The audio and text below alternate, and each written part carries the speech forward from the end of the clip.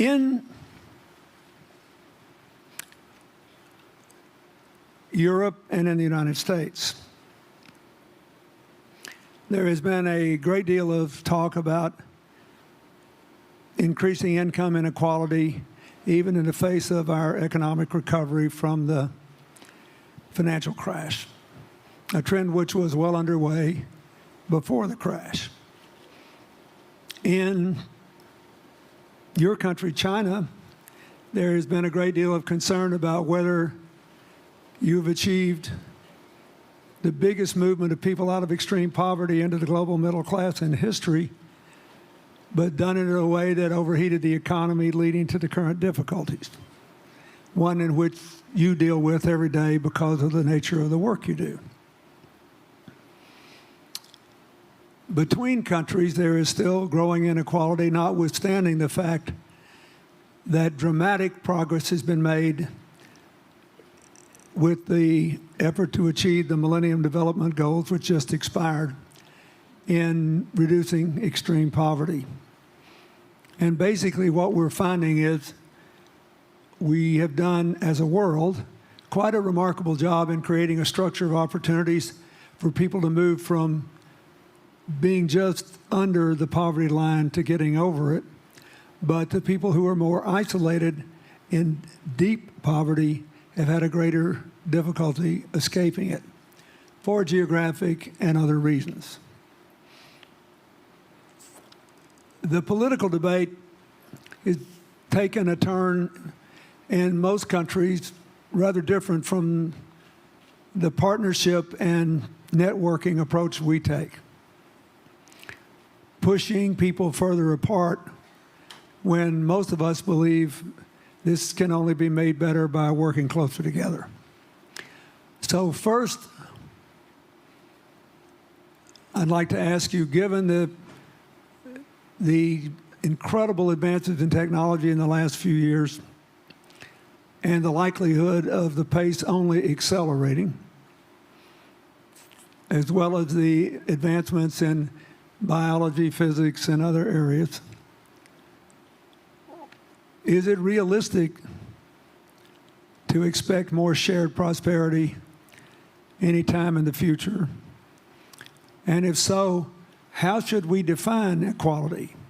Elizabeth, for example, she can talk about this, but she has become wildly popular among those of us who follow things like this for developing a comprehensive blood test that will tell you all kinds of stuff for prices that are more than 50% below the normal Medicare reimbursement rate.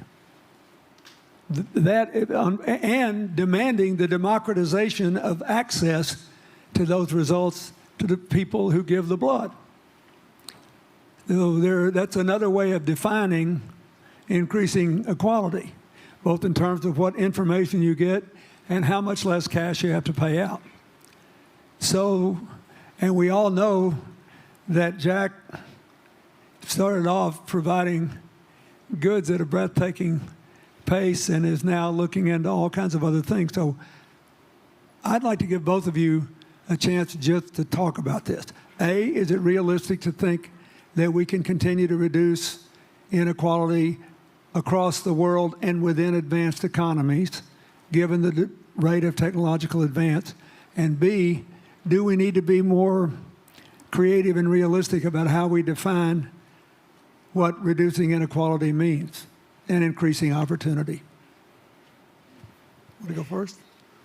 I think absolutely. I think the promise of technology is that we can make access to basic infrastructure and, in many cases, to more advanced infrastructure than is even currently available today in developed economies, available to people who are the most in need, in the same way that cell phones have leapfrogged over the lack of landlines in so many places. And I think the promise of Silicon Valley and these places in the world in which there's so much creativity is that we can demonstrate that there are models for doing well by doing good and for applying technology and developing technology for those who are most in need. I mean, the best business models now are ones where you're developing goods and services for prices that are lower than those that are subsidized by foundations.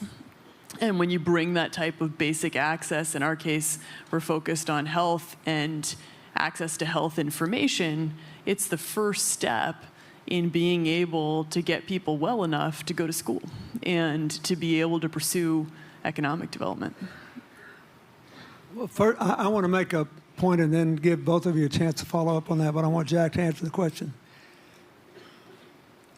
Buried in that very eloquent statement is an assumption that the market can be made to work for social good given the right incentives, and that it is if you believe, as I do, that every place we work with my foundation, not the CGI, my goal is to work ourselves out of a job. I believe people want to stand on their own 2 feet. I think they want to be empowered. And that's one of the reasons I've been so impressed by your dogged determination not only to cut the costs and increase the quality of lab tests, but to give people who give the blood the results of their test. Yeah, absolutely. So, Jack. Yeah, I think today people worry a lot about the world, about the economy, China economy in the world, but I'm very optimistic. When people start to worry, that is the opportunity is. Right? I worry about the blood testing, and she created good things. And I think great innovations, great companies always happen in the tough times. Life's like the music. You have up, you have a down, you have a long, you have a short notes. And I like the American movie. Life is like a box of chocolate. You never know what you're going to get, right? So I'm pretty optimistic. The opportunity in the future for equality is huge, because in the last century, the IT is for big companies. The globalization is for big companies. But now with the technology, we can serve those 80% of the companies that have never been served. We can serve the 80% of the young people that have never been served. Technology for internet is so cheap, so easy to use. One of the reasons why we grow in China e-commerce so fast, much faster than the USA, because our infrastructure of commerce in China was too bad. When it is too bad, something happens and goes. Today we are working on the rural areas of China. I can never imagine that China, about 800 million people still live in the rural areas, are farmers. And there are about close to 200 million people. Their income is less than $1 per day. And before the internet, it's impossible for these guys to reach the PC because it's so difficult. Even people like me, I don't know how to use a PC. But now 80% of the farmers, those people using mobile phones. When I have the mobile phones, the internet, the data, things change a lot. So I'm excited about the future. People always worry. That's I love the young kids sitting there and talking about the dream, the hopes, because if they have the hope, we have the hope. That's what I believe. And let's just take what you do. And I've loved every description I've ever heard about how you serve people, and your story about the bamboo farmers and your wife and her friends. It was fabulous. But where's this going? What are you going to do? What are your plans to maximize the use that people in remote rural areas of China can make of their cell phones besides ordering your products? How are you going to get it? Are you going to get them in the banking system through cell phones? How? Well, we never know that we can grow so fast. In the past 5 months, we covered 4,500 villages. And these people, normally they use in very traditional way. It took them like we went to a rural area. It took the farmers 2 hours to walk to the downtown in the middle of the town and buy things. But today, because the mobile phone, and we can deliver things to their home, to their village, within 72 hours. I remember there is last week I read a very interesting thing. This is amazing. There is a girl, she told me a story. She said her grandfather's 92 years old birthday. And for his life, he always wanted to try one Western-style food. But he lived in the rural areas. There's no such restaurant food. So she said, I tried on the internet, book a restaurant dinner for Western food delivered to that village. And they finally immediately find one restaurant. There are 3 guys. They took like a 3 days bus from Shanghai to that village, made an Italian spaghetti and beef for them for the 92 years old birthday. And whole village was excited. Everybody started, wow, you can order food, Western style food. So buying almost everything. And also we're helping, there are a lot of farmers, they plant a lot of apples, great apples. But 90% of the apples rotted because there's nobody buy them.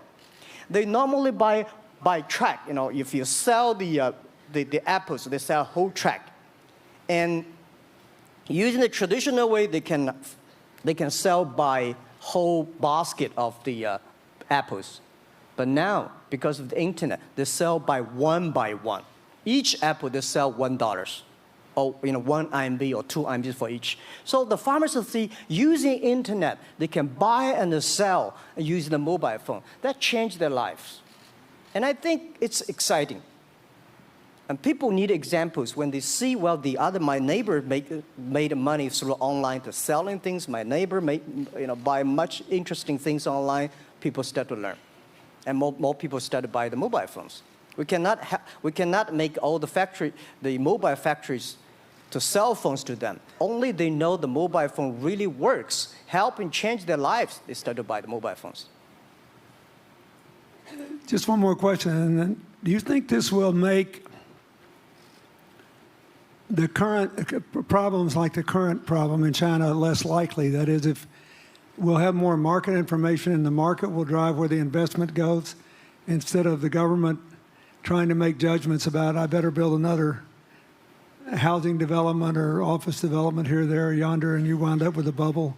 Well, if it comes from the bottom up, is it more likely that fewer bad things will happen? Yeah, I think last week I was in Seattle discussing about the China economy. I think you American people worry too much about the China economy. Well, you see, every time when you start to worry about China goes better. Every time you think China is in problem, we'll get better. But when you have to say, you have a high expectation of China always a problem. Like parents have the expectation of the kids, of the same. But there's a big difference between American consumption because people say, well, the economy is bad, so China consumption will be good low. No, totally different. You Americans love to spend tomorrow's money. And the other people's money, maybe. Or maybe the children's money. We Chinese love to save money. We are probably the largest country, the safe deposit in the whole world because we've been poor for so many years. When we make money, we put in the banks because someday we know the disaster is coming, so we can spend the money. So when the economy is bad, we still have the money to spend. You guys probably don't. You worry. And the second thing is that China been focusing on developing for the past 30 years. China government so strong on investment, so strong on exporting, but they are too weak on the domestic consumptions. Domestic consumption is not driven by government, it's driven by entrepreneurship, driven by the market, not the government. So in the past 20 years, government is so strong. Now they're getting weak. It's our opportunity. It's our showtime to see the market economy, entrepreneurship, how we can develop the real consumption. I think if the China develop the great consumption, we have a 300 million middle class. In next 15 to 20 years, we're going to have 500 million middle class. We need to import a lot. So when we start to import, that's great. I worry a lot when we export. When we export, we got a terrible sky, we have a terrible water, we have a terrible environment. When we start to import, we got to be better. So that's all the great opportunity, guys. Be happy about that. I'm serious. I agree with that. I'm serious, yeah.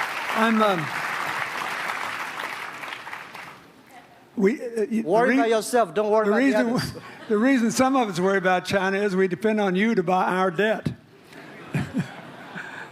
However, I tried to be more Chinese when I was president. I saved a lot of money, so Good. You know.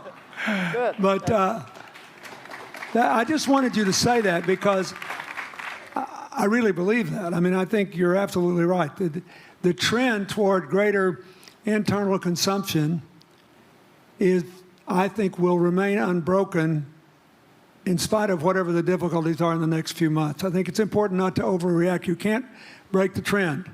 You've got to clean up the land from chemical contaminants. You've got to clean up the air. You're going to do it. Yep. And a lot of Chinese will make a lot of money out of that. There'll be a lot of great new companies, and there'll be opportunities to import from other places. Yeah. So can you discuss your theory of what you're doing and other things in terms of whether it advances equal opportunity and social solidarity? Tell them what you think is going to happen. And what other kinds of, when your opening remarks, you just said technology is going to be active in this way in other areas of the economy. What do you think the next big opportunities are? But first, tell them just in 2 sentences what you're doing, because Jack and I know, and we haven't been clear enough. Explain it, and explain how you think that advances social solidarity and equality of opportunity. Well, our work is in the belief that access to health information is a basic human right.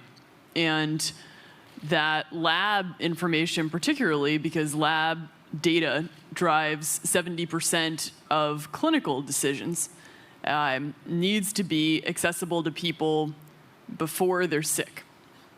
So if you look at the word diagnose in the dictionary today, it says to determine the presence of disease from symptoms, which means by definition, we're determining that people are sick once a disease has already progressed. And our work is in being able to make lab testing accessible to people in time for therapy to be effected, and to do that in a way in which every person, irrespective of their insurance status, irrespective of where they live, can afford the ability to get a test done. So that means, in our case, we've invested the last 12 years in now developing hundreds of tests, many of which are less than $10. So $2 tests in the United States. And I think one of the amazing things about this country is that we have such an incredible ecosystem for fueling creativity, and that creativity can create new markets. So in answer to your question about the market being able to conform itself to social good, I think the creativity that goes into creating these new technologies creates new markets in and of themselves. And our basic belief is that those new markets come from empowering individuals and enfranchising individuals and trusting that individuals have the capability to engage with information, and in accessing that information, beginning to take control of their own outcomes and their own health outcomes, and in doing so, changing the way our healthcare system works. Think what this could mean for rural China, Yeah. for rural India, for Native American reservations Yeah. in America, for the Mississippi Delta, for the remote areas of where all the jobs were lost from coal. You're all of a sudden giving people information. And one of the most important things I think we did in my second term as president in the healthcare front was develop this diabetes self-care program. And all of a sudden, Jack's company could be delivering the means to self-care based on your test.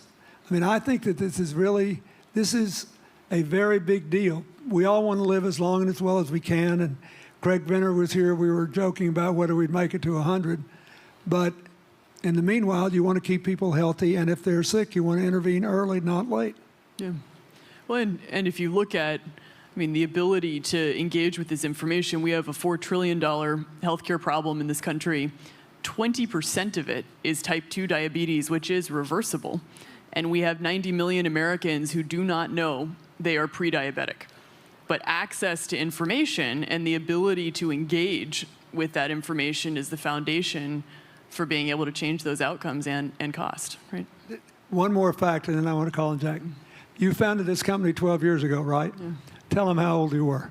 I was 19. Yeah. So, don't worry about the future. We're in good hands. So, I was thinking about 19, where I am.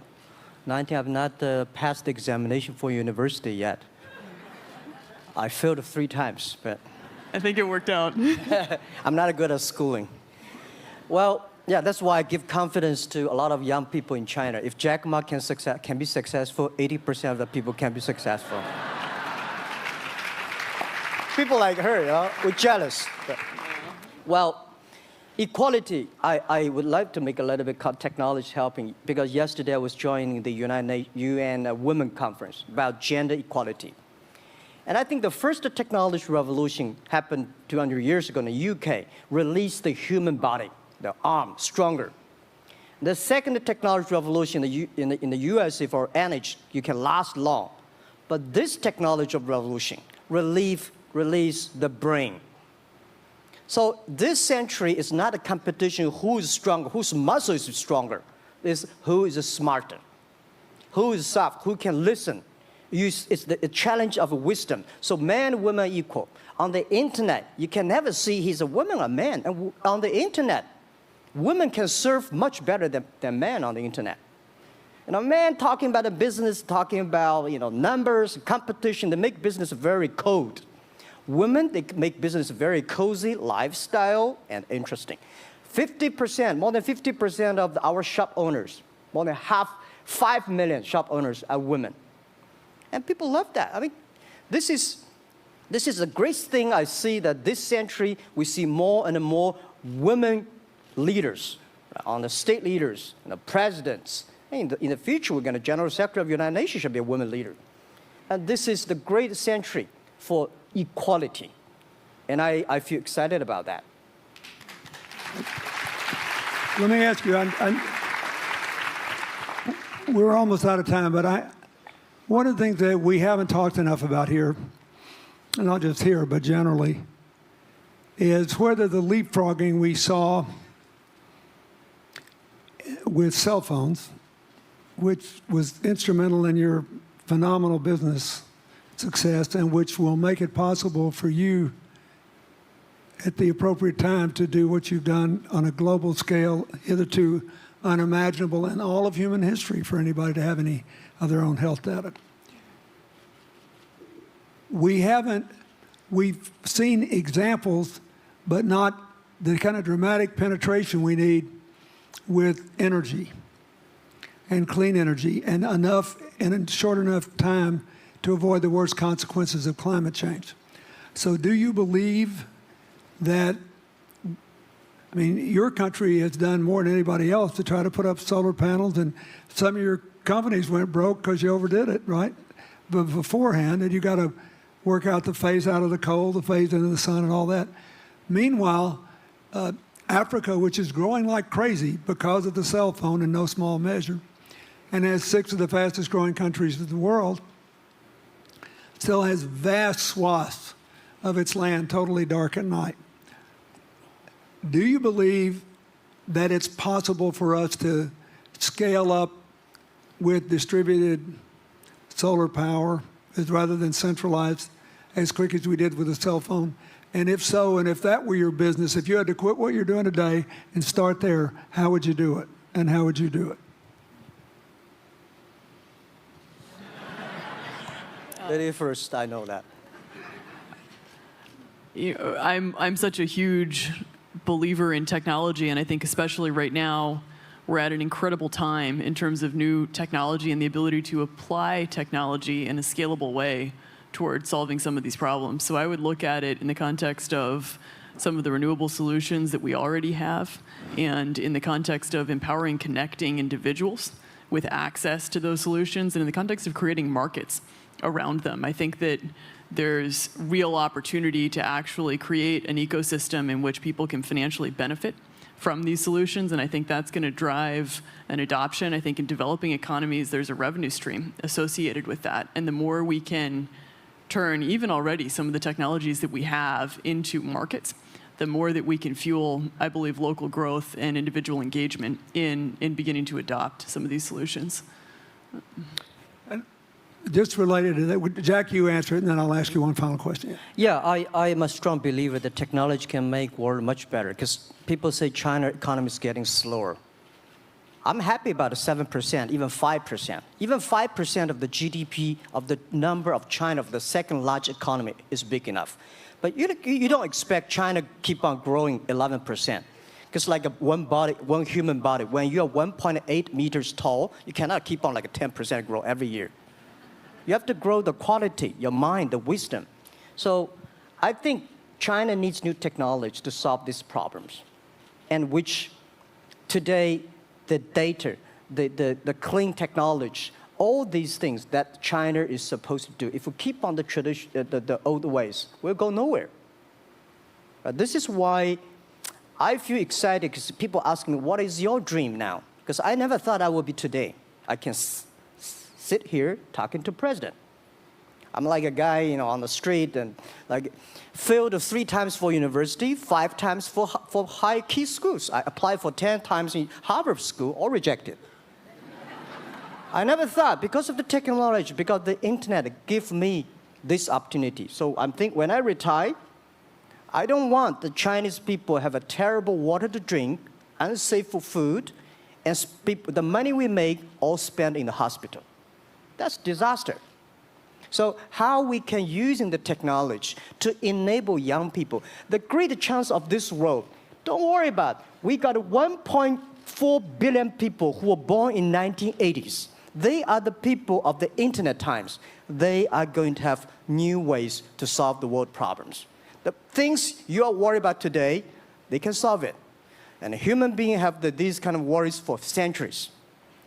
And young people can always solve it. And today, when you have a right direction, clean energy, the climate change, all these issues, they will be solved, and these are the great opportunities ahead of us.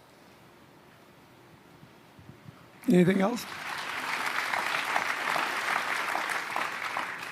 I agree with that. I think the more we can enfranchise people, the more we can create ecosystems in which individuals are empowered, the more we give rights to individuals to be able to build businesses, to be able to pursue the economic benefit of technologies, the more you see these markets change. Before they leave the stage, I want you to look at them. And I want you to think about the time we have had to spend here dealing with the refugee problems in Syria and Lebanon. Stand up, Elias. This is my friend Elias Bousab. He is the education minister in Lebanon. He's got to educate all these kids. And so he left a miracle that very much reflects the lives that Elizabeth and Jack have lived. He was in a very responsible position at the American University of Dubai. They started bringing American scholars over there to live in an Arabic culture. He did all these wonderful things. Lebanon got in trouble. He went home to save his country. What is the difference? How much more could he and every smart Lebanese person do if they could focus on these things? And why can he not? Because the place is dominated by people who think their differences are more important than their common humanity and their common challenges. You cannot imagine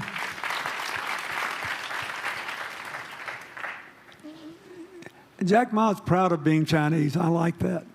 He never hid it. He's happy about it. I'm proud to be a global citizen too. Yeah. Yeah. And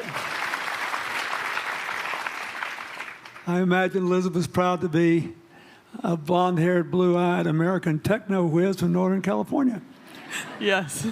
But they don't, not a word either one of them has said has defined the meaning of their lives or the direction of their work with negative reference to someone else.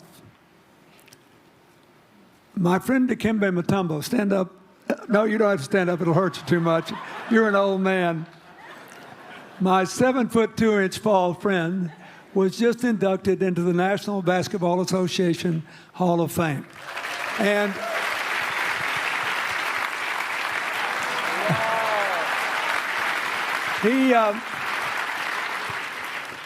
my family, my whole family loves him.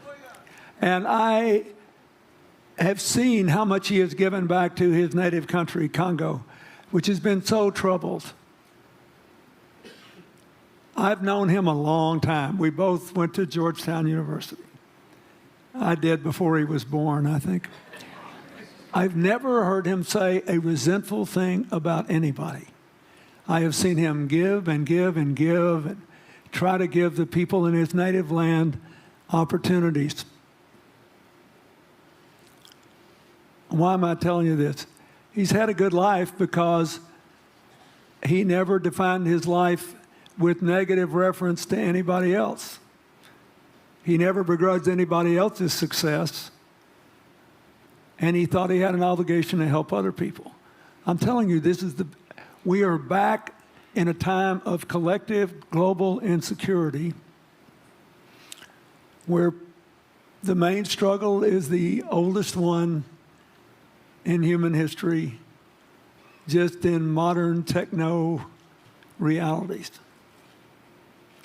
I mean, if you were trying to build the Middle East, you would think about our permanent sponsor here, the ambassador from Oman, who her government tried to help head off a calamitous war in the Middle East over the nuclear issue in Iran.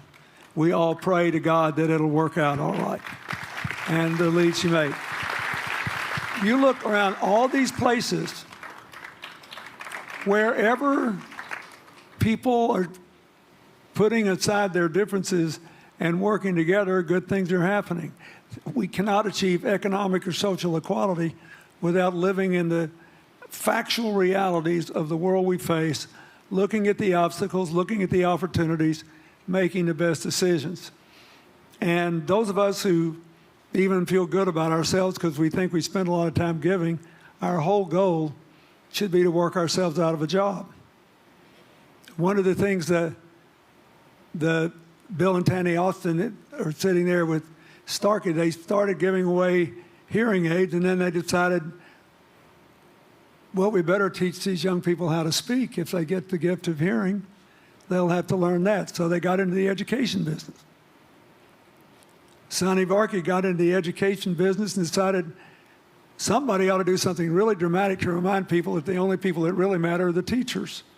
So he gave the first Global Teacher of the Year award last year, and an international panel gave the prize to a teacher from Maine who promptly gave the entire $1 million to her school. The woman never made any money in her life. She gave all the money away immediately.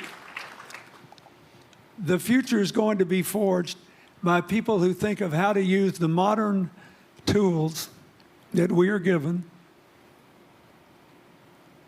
as Elizabeth and Jack have, to create opportunity through empowerment.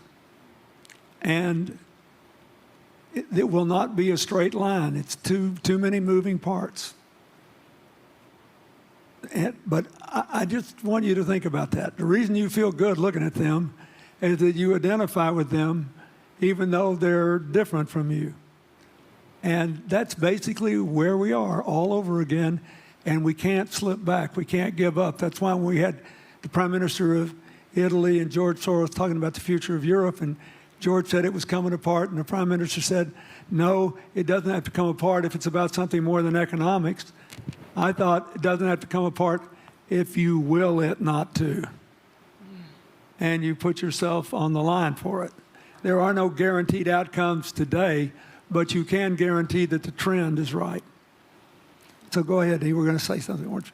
Yeah, I just wanted to add, I mean, as we're talking about the future and from my own experience and looking at all the faces here, I think a huge part of the answer to your question is also to raise our little girls with the stereotype that they can be the best in engineering and science and math. Because when they do in all of these industries, it changes everything. And we need to do that in this country, and we need to do that as parents in other countries. You know?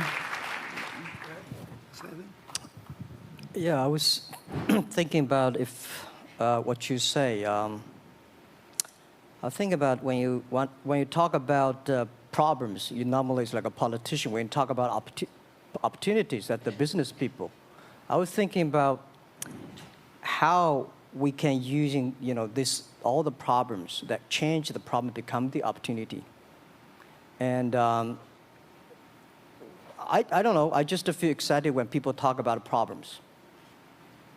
I think think about if you can solve one of them, that's the chance. And today, nobody live in this century has so many opportunities and so many tools they can use to change other people's life. And I think in the last century, which I call the IT time, this century is called the DT time, data technology. IT is to empower yourself, make yourself strong. DT is to empower the others. When you empower the others, you empower your future, yourself. So when I listen to you talk, I agree, and I think that's why we were born in this century. That's why how we can use the internet to help more people. Let's give him a hand. Thank you.